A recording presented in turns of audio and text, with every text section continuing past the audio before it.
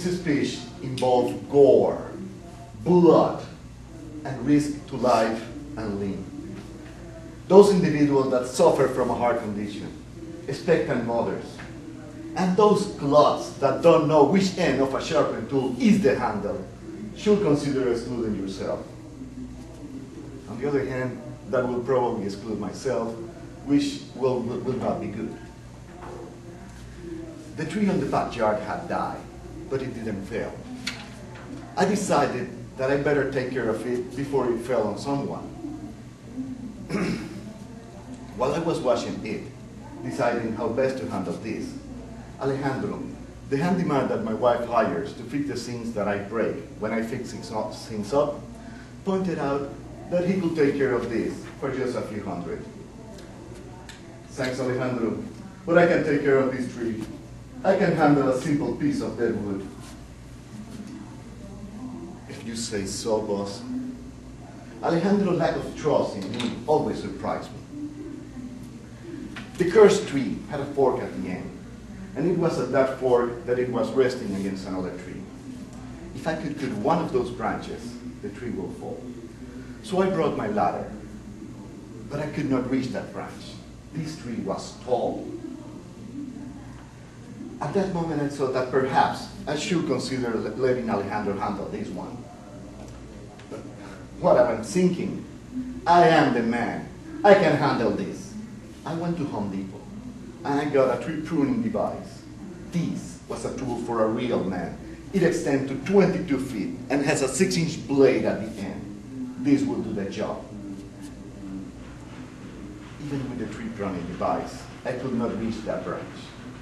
I finally managed to reach it by standing on the ladder with the tree pruning device. Wasn't it a little bit unsafe to be below the branch while I was cutting it? What could happen? I am the man.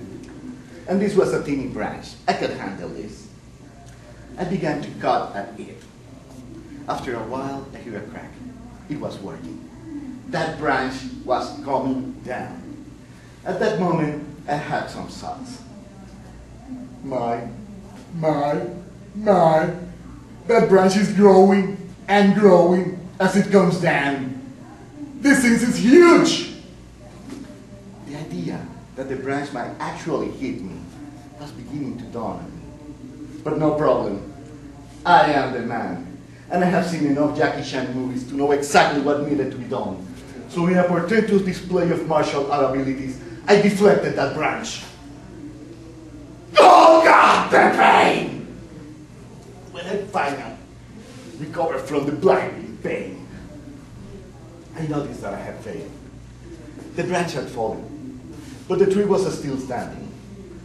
So I picked my stuff and went back. I was coming from the ladder later.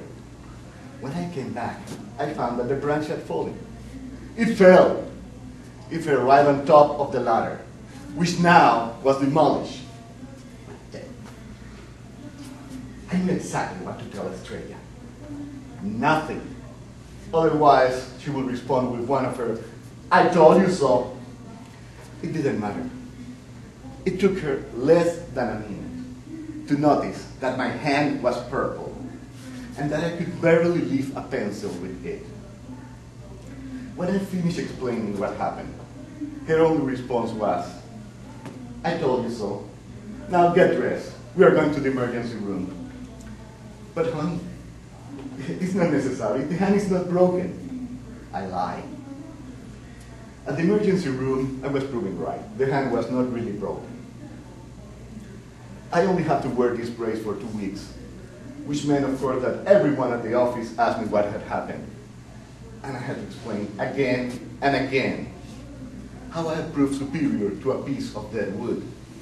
After all, the tree did fall, didn't it?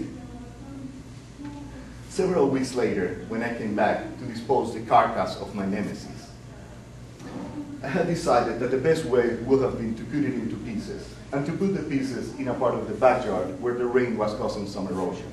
That will allow that part of the backyard to renew. As I was doing this, Robert, my neighbor, came to me and asked, "Carlos, what are you doing?" Well, I'm cutting this tree into pieces to put it in that part of the backyard where there is some erosion. Why? Well, I am not going to let this tree in the backyard. I'm not going to let this tree in my backyard. Carlos, this is not your backyard. The property division line is here. That tree that you felled was also in my backyard. And I was going to spend several hundreds to get rid of it.